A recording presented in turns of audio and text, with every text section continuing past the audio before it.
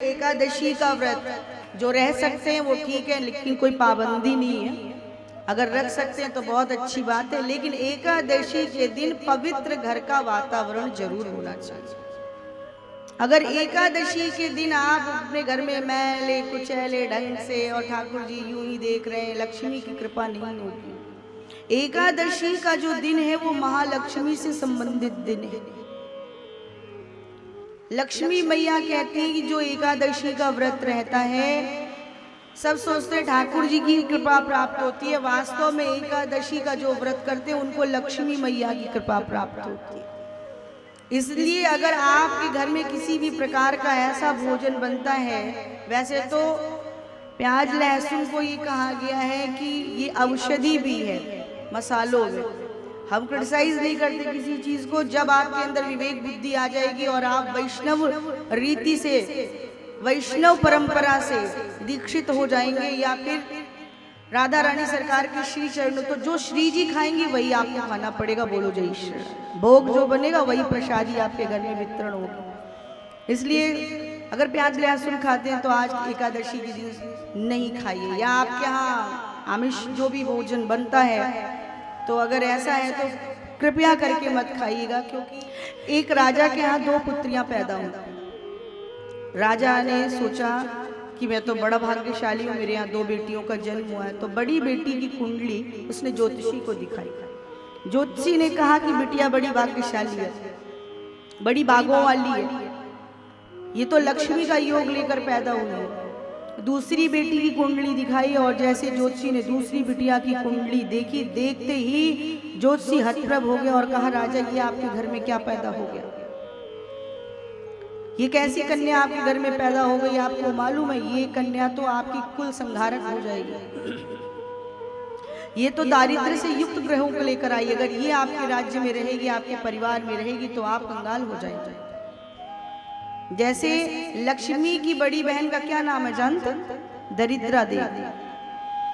लक्ष्मी जो है शाम को 8 बजे, ये जो रात्रि में दीपक जलाते हैं ना, 8 बजे दोनों बहनें निकलती हैं। दरिद्रा भी निकलती है और लक्ष्मी भी निकलती है। और दरिद्रा कहती है कि जिसके घर में उल्टे जूते पड़े हुए हैं, चप्पल बिखरी पड़ी है, चद्दर ऐसी गंदी संदी पड़ी है, जोत जल नहीं रही है, सब सोए पड़े हैं, इस समय भी वो सोने की बेला नहीं है, तो ऐसे घरों में दरिद्रा का प्रवेश हो जाता है। निश्चित रूप से आती, दोनों बहनें निकलती हैं। अब अगर आप दरिद्रा को भोजन दे देते हो तो दरिद्रा बाहर भोजन करके लौट जाती है। इसलिए ये नींबू मिर्च इत्यादि टांगी जाती है कि दरिद्रा आए और खा के चली जाए।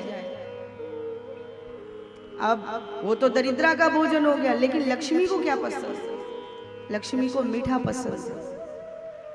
अब आप कह देते हो अरे दीदी उनको शुगर है तो हम क्या करें, हम किसके लिए खीर बनाएं? यही तो मति आपकी भ्रमित होती है। अगर आप बढ़िया मीठी खीर बनाते हो, और ज्यादातर सामे की खीर, समा का चावल आता है, वो राधा रानी को बहुत पसंद है उसकी खीर, और ये भोग में आप एकादशी को भी लगा सकते हैं, कोई दिक्कत इसमें नहीं है। भोग लगाइए और प्रसादी पाइए। तो ये भोग आपके घर में अगर बनता है कुछ मीठा, नहीं तो गुड़ ही रख दो, नहीं तो बताशे ही रख दो, लेकिन शाम को मीठा अर्पण करिए। तो जब घर में वो देखती है लक्ष्मी मैया की मिठास है, मीठा रखा हुआ है, तो घर में लक्ष्मी का प्रवेश होता है। एकादशी का दिन लक्ष्मी से संबंधित ऐसे योग को लेकर वो दरिद्रा युक्त छोटी बहन आई। राजा ने सोचा क्या करें। राजा ने अब उस ज्योतिषी से पूछा, बड़ा सिद्ध था, कहा कि कोई कारण होगा, ये मेरे साथ ऐसा क्यों हुआ है और ये बच्ची इस प्रकार से क्यों? तो कहा ये दोनों पूर्व में भी बहनें थी और फिर इस जन्म में भी दोनों बहनें बनकर आई। और पूर्व में क्या था कि बड़ी बहन ने एकादशी का व्रत रखा था और छोटी वाली ने व्रत नहीं रखा था, रुक्को नाम था। तो उससे कहा जाओ चली जाओ बाजार से फल लेकर चलिए ना, हम ठाकुर जी का भोग लगाएंगे। रुक्को बाजार गई और उसने फल खरीदे और तभी उसको भुनी हुई मछली तली जा रही थी तेल में। उसने देखा, उसका आकर्षण उस ओर हो गया। उसने 1 मछली खाई, 2 मछली खाई, 3 मछली खाई, 4 मछली खाई, अच्छे से पेट अपना भरा। बहुत देर हो गई तो बड़ी बहन निकल पड़ी उसको ढूंढने के लिए। इसने देख लिया कि मेरी बड़ी बहन आ रही तो छुप गई और छुप करके फिर उसके बाद ये पीछे से पहुंच गई। जब बड़ी बहन आई तो उसने कहा तुम इतनी देर लगा दी, ठाकुर जी के प्रसाद को लेने के लिए तुम्हें भेजा था, कहाँ रह गई? सामने खड़ी इसको डकार आ गई और बड़ी बहन को बदबू आ गई। पकड़ लिया उसने गला और कहा सच सच बता तू क्या खा कर आई? तूने मछली खाई है? इतनी वास तेरे मुख से आ रही है। इतनी क्रोध में वो बड़ी बहन आ गई, पूजा पाठ करती थी। उसने कहा जा तू छिपकली बन जा। और छिपकली होने का उसको श्राप मिल गया। अब छिपकली बन गई तो वन में थी, ऐसा संतों के द्वारा कहा जाता है गुरु गोरखनाथ जी की कुटिया थी, उसी कुटिया में छिपकली बन करके चिपकी हुई। गोरखनाथ जी का एक प्रिय शिष्य था, लेकिन वो अहंकार से युक्त हो गया था। तो गोरखनाथ जी बार बार समझाते, उसके समझ में नहीं आता। गोरखनाथ जी ने कहा तू समझ ले, अगर तू अहंकार से युक्त रहेगा तो एक दिन मैं तेरा त्याग कर दूंगा। स्वभाव उसका निरंतर खराब होता चला गया। एक दिन वो पूजा कर रहा था और पात्र में जल रखे था। गौ माता आई और उन्होंने उस जल को पी लिया। जब जल को पी लिया तो इस शिष्य ने देखा, और जब शिष्य ने देखा तो ये गौ माता को मारने लगा। अब जब गौ माता को ये पीटने लगा, ये कार्य करते हुए गोरखनाथ जी ने इसको देख लिया। इसलिए गोरखनाथ जी ने इसका कान पकड़ के और आश्रम से बाहर कर दिया और इसके लिए एक सीमा रेखा खींच दी कि ये आश्रम में प्रवेश नहीं कर सकता। इसके अंदर प्रतिशोध की अग्नि जलने लगी। इसने सोचा कि मैं किसी भी प्रकार से बदला लूंगा।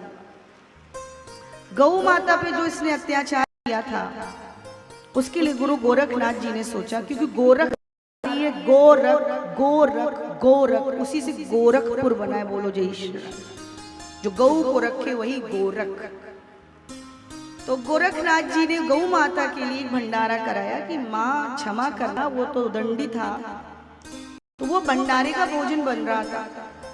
इस शिष्य ने गुरु गोरखनाथ जी से जो शिक्षा दीक्षा ग्रहण की थी उसमें बड़ी सिद्धि थी इसकी। इसने माया के द्वारा एक सर्प उस भोजन में मिलाने की योजना बनाई, मरा हुआ सर्प, और इसने मिला दिया। छिपकली ने ये देख लिया कि भंडारे के भोजन में मरा हुआ सर्प है और भोजन हो गया विषैला। तो उसने सोचा मैं ऊपर से गिर जाऊंगी तो लोगों को मैं दिखूंगी और ये भोजन फेंक दिया जाएगा। वो गिर गई और जब गिर गई वो भोजन सबको दिखा। छिपकली को कहने लगे बताओ इसने दूषित कर दिया, भंडारा खराब कर दिया, न जाने कितनी प्रकार की बात। रसोई में भोजन बनाया कर तो बड़े ध्यान से ढक कर बनाइए।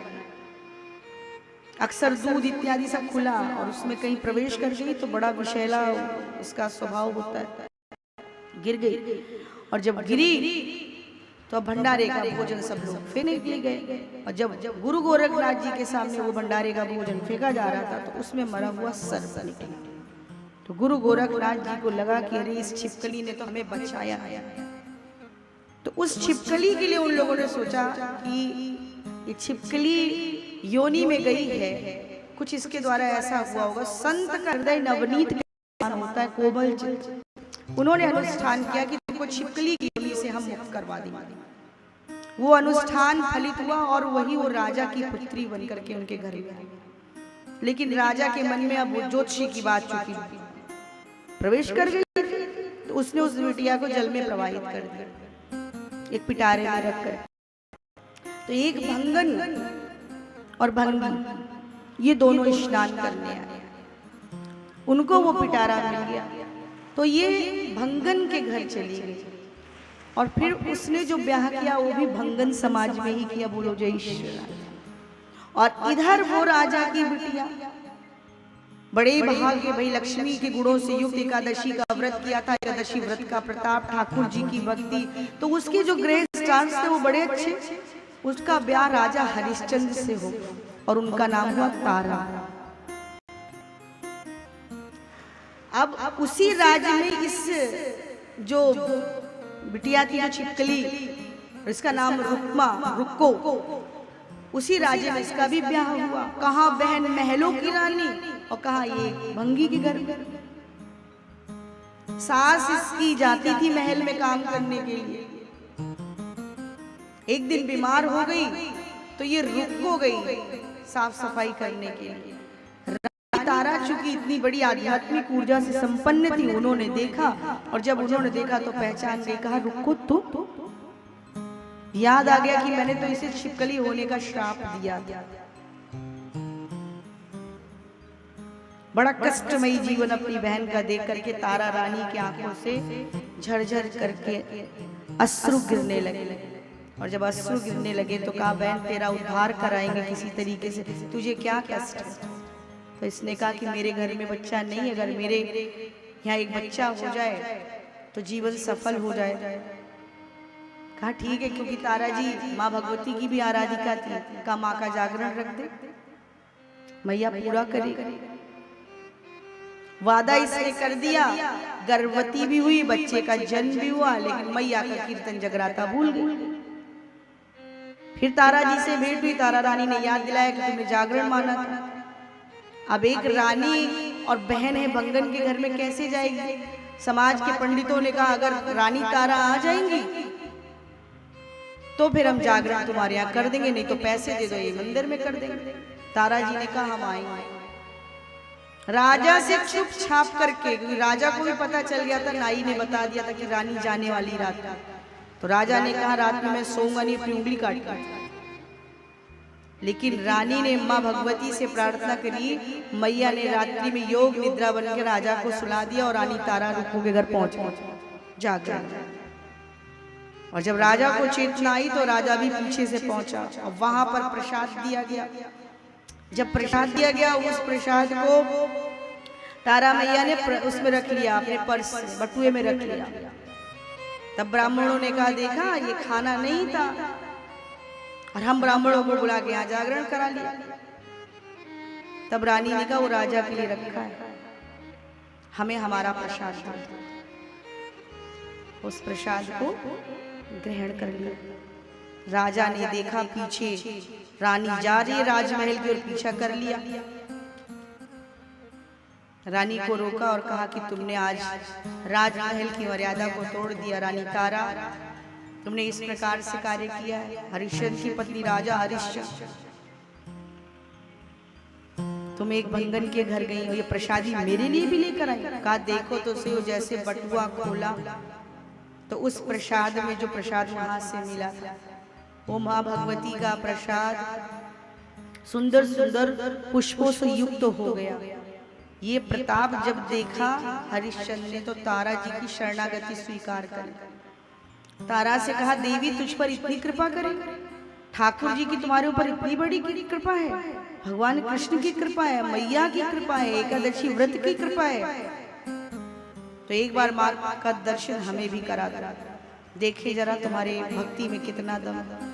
आवाहन कर लिया माँ का तारा ने, और जब माँ का आवाहन किया, माँ भगवती जगदम्बिके जब प्रकट होती है तो कुछ न कुछ तो ले ही लेती जीवन से। मैया ने उसी वक्त कह दिया राजा हरिश्चंद्र आज तूने परीक्षा मेरी ली, कल तेरी परीक्षा होगी। बोलो जय श्री।